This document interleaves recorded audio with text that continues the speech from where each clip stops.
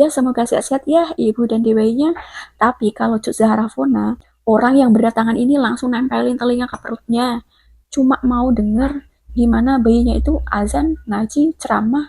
Assalamualaikum, terima kasih sudah mampir. Apa kabar Besti? Aku harap kalian dalam keadaan yang baik-baik saja. Seperti biasa, aku comeback lagi dengan cerita yang aneh, ngeri, bikin mikir, dan bikin sadar. Kasus kali ini gak hanya bikin sadar, gens, tapi juga bikin heran.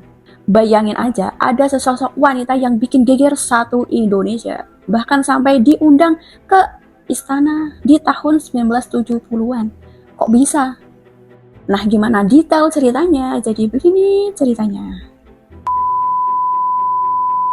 Indonesia tahun 1970-an. Tentu belum ada akun sosial media apalagi akun cek fakta. Kalau ada kabar, nyebarnya itu bukan karena repost, tapi dari mulut ke mulut, dari warung kopi ke masjid, dari kantor kecamatan sampai ke istana negara.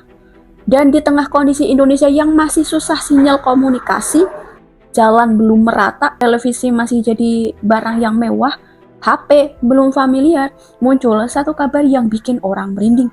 Ada bayi di dalam kandungan dan dia bisa ngomong. Bukan cuma nangis, bayi itu bisa ngaji, bisa azan, bisa ceramah. Bahkan disebut-sebut sebagai tanda keajaiban dari Tuhan. Dan orang yang membawa kabar itu adalah seorang perempuan asal Aceh yang bernama Cuk Zahra Fona. Buat ngerti kenapa kasus ini bisa meledak, kita harus balik dulu ke Indonesia era tahun 70-an. Saat itu Indonesia masih berada di awal Orde Baru. Presiden Soeharto masih baru beberapa tahun memimpin. TVRI masih menjadi satu-satunya sumber berita pada saat itu. Radio masih sangat berpengaruh dan koran cuma beredar di kota-kota besar tertentu. Kalau ada berita yang heboh di suatu daerah, itu biasanya menyebar lewat pedagang, sopir bus, tokoh agama, atau cerita orang dari mulut ke mulut. Jadi bayangin, di tengah masyarakat yang masih sangat religius ini, lalu tiba-tiba muncul kabar, ada bayi yang udah bisa ngomong dari dalam perut kandungan pula. Ya jelas, orang pada geger. Karena buat sebagian orang pada saat itu, ini tuh bukan hanya sekedar fenomena medis, tapi mungkin ini adalah satu bentuk mukjizat dari Tuhan. Cuk Zahra Fona ini dikenal sebagai seorang perempuan yang berasal dari Sigli, Aceh. Detail tentang keluarga lain itu tidak terdokumentasi, gengs. Yang jelas, Cuk Zahra Fona ini adalah seorang wanita sederhana, biasa aja, keluarganya ya dari kalangan biasa aja, dan dia hanya dari lulusan SD. Dan saat dia viral, statusnya ini adalah sebagai seorang istri. Nah, Aceh sendiri pada saat itu punya kultur religius yang sangat kuat. Cerita-cerita mistis, karomah, tanda-tanda gaib masih sangat dipercaya masyarakat pada saat itu. Dan di tengah lingkungan seperti itu, Cuk Zahra mengaku kalau dirinya hamil. Tapi bukan hamil biasa, tapi hamil ajaib. Bayi di kandungannya ini katanya sering bicara dan nampak bergerak-gerak. Awalnya cuma keluarga dekat yang dengar cerita itu, lalu berkembang ke tetangga, lalu ke satu kampung, dan makin lama orang-orang mulai berdatangan ke rumahnya. Cuma buat nempelin telinga ke perut. Gimana ya, kalau dipikir era sekarang itu adalah hal yang absurd banget. Orang lain kalau hamil, palingnya diucapin, ya semoga sehat-sehat ya ibu dan bayinya. Tapi kalau Cuk Zahra Fona, orang yang berdatangan ini langsung nempelin telinga ke perutnya. Cuma mau denger gimana bayinya itu azan, ngaji, ceramah, dan berbicara. Menurut cerita yang beredar pada masa itu, suara yang terdengar dari perut Cuk Zahra Fona ini terlihat sangat jelas, gens.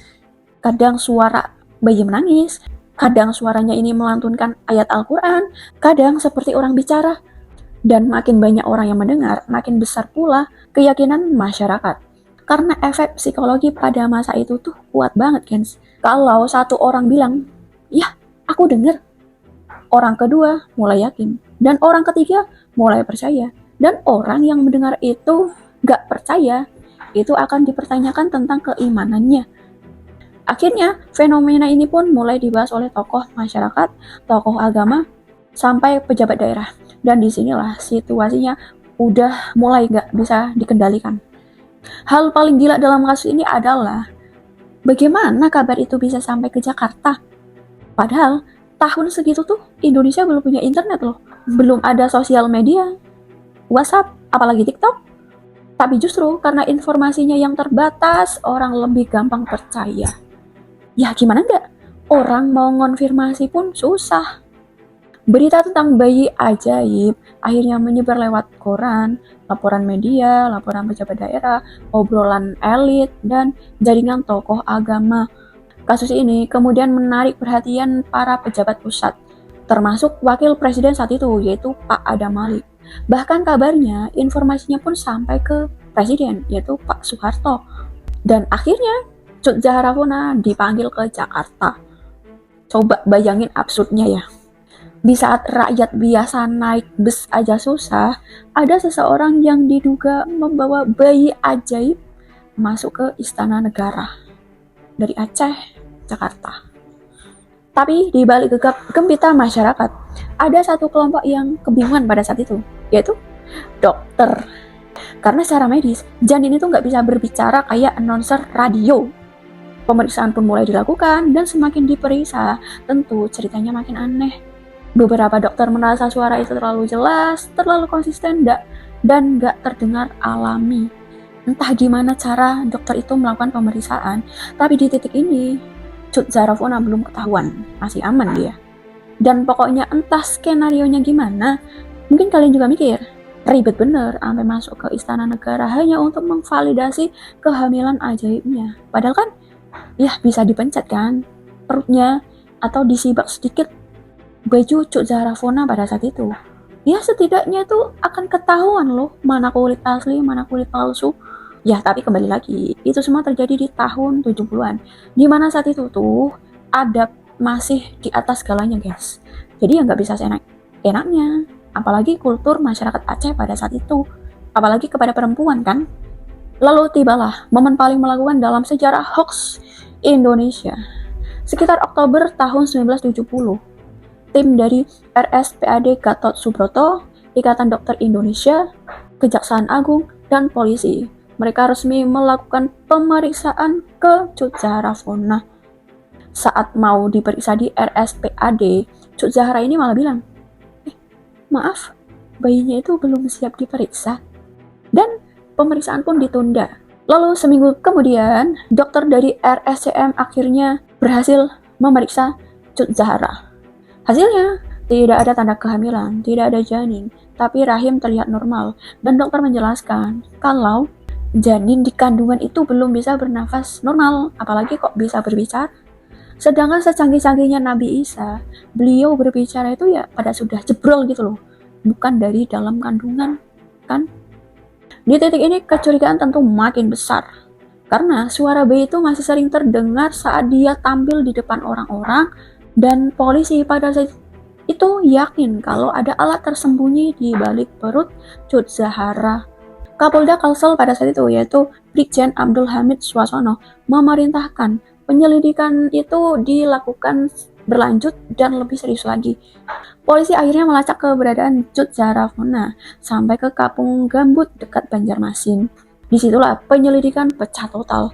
Polisi akhirnya menemukan tape recorder yang disembunyikan di balik kain atau perut palsu, lengkap dengan kaset berisi suara bayi, suara orang melantunkan ayat suci, suara azan, suara bayi menangis, suara orang ceramah, dan model tape recorder yang ditemukan disebut EL3302. Tape recorder mini yang saat itu masih jarang lah ya digunakan oleh orang Indonesia pada saat itu. Ya nggak bisa dibilang jarang juga sih. Ya mungkin bisa dihitung jari lah orang Indonesia pakai alat itu. Jadi selama ini suara bayi ajaib itu adalah rekaman dari tape recorder. Ya, sekelas pejabat negara dan masyarakat satu Indonesia kalah sama teknologi kaset yang masih langka pada saat itu. Setelah kebohongannya itu terbongkar, reaksi masyarakat tentu campur aduk. Ada yang marah, ada yang malu karena saat percaya, ada juga yang masih denial, karena semakin besar sebuah keyakinan, semakin susah orang menerima kenyataan kalau dirinya itu ditipu. Tentang reaksi keluarga Cut Zahra sendiri itu, informasi detailnya memang nggak banyak terdokumentasi. Tapi banyak laporan yang mengatakan kalau keluarga dekat atau tetangga dekatnya Cut Zahra itu awalnya ikut mempercayai juga. bahkan mungkin membantu skenario-nya. Karena kalau dilihat dari kronologi kasusnya itu, banyak peneliti dan penulis sejarah pop Indonesia menduga keluarga terdekat itu udah tahu dari awal sebelumnya, dan mungkin membantu dalam proses prank itu, menjaga narasi supaya tetap dipercaya oleh masyarakat. Karena jujur aja, gak mungkin melakukan kebohongan sebesar itu tuh sendirian. Bayangin aja, harus muter kaset, nyembunyiin tape recorder, ngatur kerumunan warga, pindah ke kota satu ke kota lain, dari Aceh ke Jakarta, bahkan Kalimantan. Dan tape recorder itu sendiri termasuk barang mewah, barang elit, dan barang belum umum di Indonesia. Curiganya, ada orang yang meminjami atau membelikannya, atau dia diarahkan oleh orang lain yang lebih paham teknologi untuk mendapatkan sensasi atau keuntungan. Tapi ini asumsiku pribadi ya gengs, mungkin aja. Karena sampai sekarang, teori-teori bahkan otak manipulasi itu ya gak terbukti sama sekali.